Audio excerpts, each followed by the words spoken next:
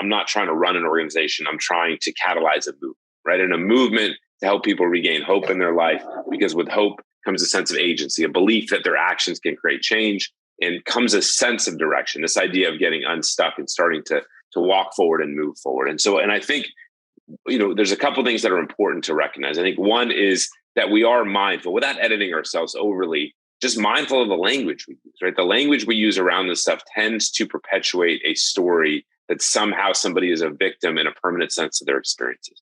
And the second is to recognize that the best way to help others is to help ourselves, right? Hurt people, healthy people, help people. It's how do we walk through our own journey and then use what we've learned by that hard effort in order to support and guide other people. But I think when I look at and I think about this idea of healing communities, is in and of itself, in 2023, the idea of getting people together is not necessarily de facto a good thing, right? You take veterans, and if you take 10 veterans and you put them in a room, they're probably going to complain about civilians in the VA in the United States, right? That's not a good thing. It's not productive.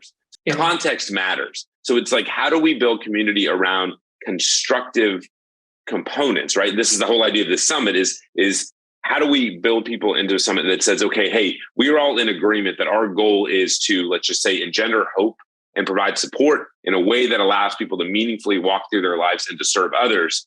That's a meaningful community. And so I think being purposeful and intentional about the nature of that community in this day and age is so important to maintain hope. And that's when I think about it. So for me, it's how do we continue to cultivate that in our own lives? How do we share that with other people? And how do we take care of ourselves in the process so we don't end up with our flame burnt out and trying to figure out how to light it on our own?